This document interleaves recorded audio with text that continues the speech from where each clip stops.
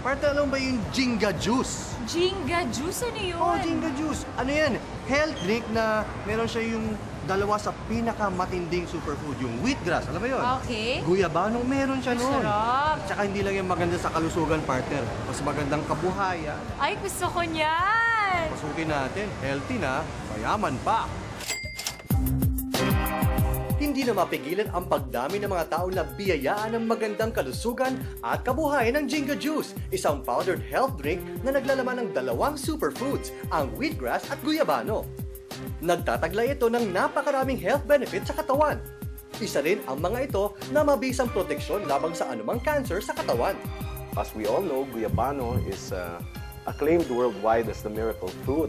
Bakit wheatgrass, no? Wheatgrass is considered a complete food. All the nutrients that we all need. Of course, we are the best. Jinga Juice is number one. When you come to Jinga Juice, when you buy our products, you can be rest assured po na 100% ang quality ng produkto po natin. At nasa likod ng matagumpay na kumpanyang My Jinga Juice Incorporated ay sila Mauro Rivera, Attorney Florentino Mabasa, at Gary Norman na isang icon sa business industry dahil sa galing nito sa sales at leadership kung saan marami ang na-inspire sa kanyang tagumpay. Ako po ay laki sa mahirap na pamilya. So kami po ay nakatira before dyan sa may squatter area ko ng Pasig. Napansin ko, 7 years ako nag-work, 6,000 naman. Mas malaki pa edad ko dun sa kinikita ko ho, sa trabaho eh. So doon ako nag-isip na ano ho bang negosyo ang pwede ko hong mapasok na para magbago naman ho ang buhay ko. Meron palang isang negosyo na pwede sa mahirap, pwede sa walang mga kapital. At ang naging bunga ng pagsisikap ni Gary, nakabili siya ng lupa at bahay, magagarang sasakyan at napag-aral niya ang kanyang mga anak sa exclusive schools. At bilang pasasalamat sa natatamasa niyang tagumpay, naisip niya na tulungan din ang mga taong nagnanais umasenso at yumaman. So nakapag-decide po ako na magtayo na ho ng sariling kumpanya.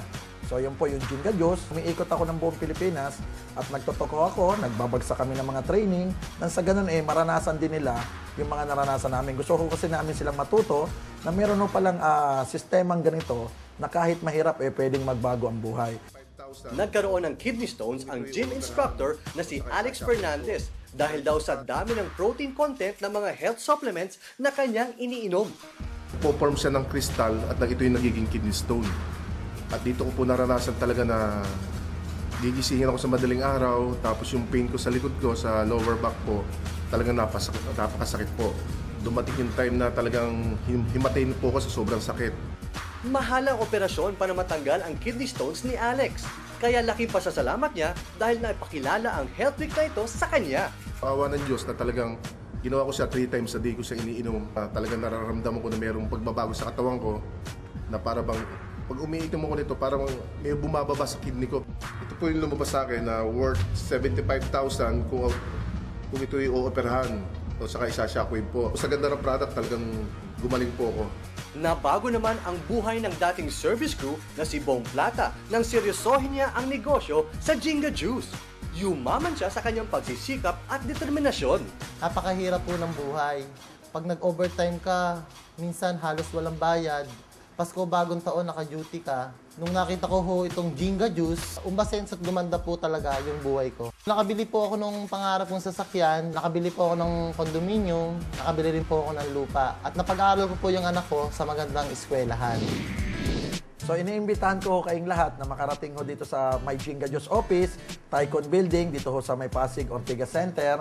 So meron ho tayong libreng orientation sa product ko at bukod doon sa negosyo. At ito po libre.